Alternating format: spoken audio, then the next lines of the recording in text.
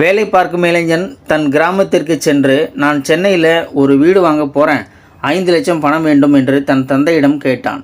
அதற்கு அவர், இன்னும் உனக்கு திருமணமே ஆகலை, அதற்குள்ளே என்ன அவசரம் என்றார். இப்பொழுது வாங்கினால் 30 லட்சத்தில் வாங்கிவிடலாம், பிறகு வாங்கினால் குறைந்தது 60 லட்சம் தேவைப்படும். தினம் தினம் விலை ஏறிக்கிட்டே போய்கிட்டே இருக்கு.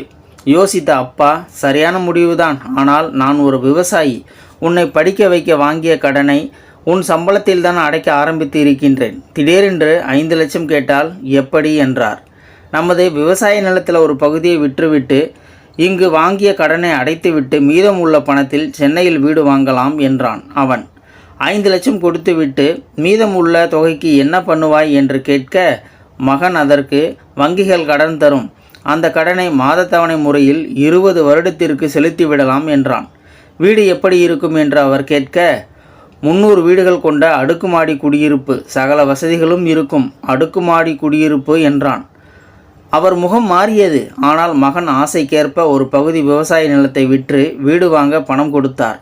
வீடு வாங்கிய பின்பு அப்பாவை சென்னைக்கு வாருங்கள் என்றான். அவரும் புதிய வீட்டை பார்க்க மிகுந்த ஆசையோடு வந்து சேர்ந்தார். ஒவ்வொரு வீட்டிற்கும் நல்ல இடைவெளி விட்டு பார்த்து பழகிய மனிதர் இப்படி ஒரு வீட்டை பார்த்து அசந்து நின்றார். உள்ளே சென்று 900 சதுர அடி அளவுள்ள வீட்டை பார்த்து, இதை வாங்கவா நமக்கு சோறு போட்ட நிலத்தை விற்க சொன்னாய் என்றார். இதெல்லாம் உங்களுக்கு புரியாது, இங்கே இப்படித்தான். என்னோட லைஃப் சென்னையில் தான். இனிமேல் நம்ம ஊருக்கு விசேஷத்துக்கு மட்டும்தான் வரப்போகிறேன். இங்கே தனி வீடு எல்லாம் வாங்க முடியாது, அதுக்கு கோடிக்கணக்கில் பணம் வேண்டும். பேசாமல் தூங்குங்க, வந்தது அசதியாக இருக்கும் என்றான். மனம் கேட்காமல் மனதில் வருத்தத்துடன் அவரும் அன்று உறங்கிவிட்டார். மாலை வேலை. வீட்டை விட்டு வெளியே வந்தார். மற்ற வீடுகள் அனைத்தும் பூட்டப்பட்டு இருந்தன. கீழே இறங்கி வந்தவர் சில பெற்றோர்கள் தங்கள் சிறு குழந்தைகளை பூங்காவில் விளையாட வைத்து கொண்டு இருந்ததை பார்த்தார். அவருக்கு மனதில் ஒரு சந்தோஷம். அதை பார்த்தபடி நின்று கொண்டு இருந்தார். பக்கத்தில் வந்த செக்யூரிட்டி, ஐயா, நீங்கள் சரவணன் சார் அப்பாவா என்றான். ஆமாம் என்றார். சார் சொல்லிட்டு தான் போனார், வாங்க சார் டீ சாப்பிடலாம் என்றான். சரி என்று நகரும் பொழுது, ஏனப்பா இங்கே யாரும் ஒருத்தருக்கு ஒருத்தர் பேசிக்கொள்ள மாட்டார்களா? எல்லா வீடும் பூட்டி இருக்கு, சில வீடுகளில் கதவு அடைச்சிருக்கு. அது எல்லாம் அப்படி தான் ஐயா. எல்லோருக்கும் நிறைய வேலை, காலையில் ஆரம்பித்து நைட்டு வரைக்கும். பல வீட்டில் கணவன் மனைவி 2 பேரும் வேலைக்கு போகிறாங்க. அவங்க சின்ன பசங்களை பக்கத்தில் இருக்கிற ஹோமில் விட்டுருவாங்க. நைட்டில் யார் முதல்ல வராங்களோ அவங்க கூட்டிகிட்டு வருவாங்க. பெத்த பிள்ளையையே யாருக்கிட்டேயோ விட்டு போவார்கள். ஏன் அவங்க அப்பா அம்மா எல்லாம் இங்கே வந்து உடன் தங்கியிருக்க மாட்டார்களா?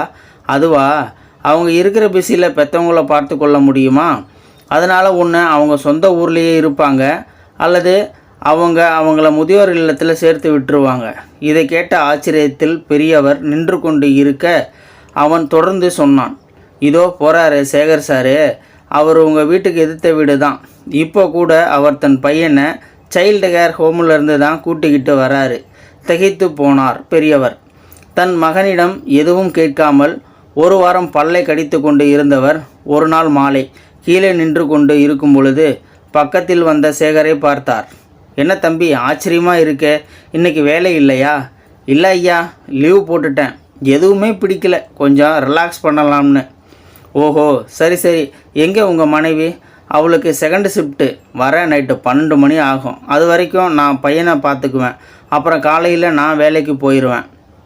அவள் வீட்டு வேலையெல்லாம் முடிச்சுட்டு பையனை பக்கத்தில் ஹோமில் விட்டுட்டு வேலைக்கு போயிடுவா. அப்போது நீங்கள் 2 பேரும் பேசிக்கவே மாட்டிங்களா? சண்டே மட்டும்தான் பேச முடியும். அதுவும் அவளுக்கு 3வது ஷிஃப்ட்டு, நைட்டு 10 மணிக்கு போய் காலையில் 6 மணிக்கு வருவா. அப்போது ஒரே தூக்கம்தான். அன்று சாயந்தரம் ஏதாவது ஹோட்டலுக்கு போய் சாப்பிட்டு விட்டு வருவோம். எதற்கு தம்பி இப்படி கஷ்டப்படணும்? அப்படி இருந்தால் தான் இங்கே வாழ முடியும். அதற்கு அந்த பெரியவர், நீங்கள் சொல்கிறது தப்பு, இப்படி இருந்தால் தான் வசதியாக வாழ முடியும் அப்படின்னு சொல்லுங்க என்றார். அதை கேட்டவுடன் அவனுக்கு செவிட்டில் அரைந்தது போல இருந்தது. அடுத்த நாள் தன் மகனிடம், நான் ஊருக்கு போகிறேன் என்றார் பெரியவர். என்னப்பா இவ்வளோ அவசரம் என்று கேட்டவனுக்கு அவர் பதில் உரைத்தார். ஒன்றும் இல்லை, படித்தா நல்லா இருக்கலாம் என்ற எண்ணத்தில் தான் கடனை வாங்கி உன்னை நான் படிக்க வச்சேன். ஆனால் நீ இன்னும் உன் வாழ்க்கையே ஆரம்பிக்கலை, அதுக்குள்ளே அடுத்த 20 வருஷத்துக்கு கடங்காரனே ஆயிட்ட. இனிமேல் உனக்கு கல்யாணம் பண்ணி அவளுக்கு அப்புறம் உன் குழந்தைகளுக்கு சேர்த்து உன் மனைவியும் வேலைக்கு போகணும். கடைசியாக படிப்பு உன்னை ஒரு கடங்காரனாக தான் ஆக்கும்.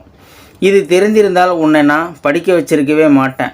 விவசாயம் செஞ்சாலும் நான் யார்கிட்டையும் உன் படிப்பை தவிர வேறு எதற்கும் கடன் வாங்கவே இல்லை. இனிமே உன் வாழ்க்கையில் நிம்மதியே இருக்காது என்பதை நினைக்கும்போது கஷ்டமாக இருக்கு. மீண்டும் திரும்பி வருவாய் என்று நம்பிக்கையுடன் கிளம்புறேன் என்று தனது கிராமத்திற்கு புறப்பட்டு சென்றார் அவர். அவருக்கு எப்படி தெரியும் இந்த சென்னை வாழ்க்கைக்கு என்ட்ரி மட்டும்தான் உள்ளது, எக்ஸிட் கிடையாது என்று? இது சென்னை வாசிகளுக்கு மட்டுமல்ல, சொந்த ஊரை விட்டு பிழைப்பு தேடி ஓடி உலகின் எங்கெங்கோ மாட்டிக்கொண்ட அனைவருக்கும் பொருந்தும். இந்த வீடியோ பார்த்துட்டு இருக்கிற நண்பர்களே, இந்த வீடியோ பற்றி உங்களுடைய கருத்துக்களை கீழே இருக்கிற கமெண்ட் செக்ஷனில் மறக்காமல் சொல்லுங்கள். வீடியோ பிடிச்சிருந்தா ஒரு லைக் பண்ணிக்கோங்க. இந்த வீடியோ முடிஞ்ச அளவுக்கு மற்றவங்களுக்கும் ஷேர் பண்ணுங்கள். அப்படியே நம்ம சேனலை சப்ஸ்கிரைப் பண்ணிக்கோங்க. மறக்காமல் பெல் சிம்பலையும் கிளிக் பண்ணிக்கோங்க. நன்றி, வணக்கம்.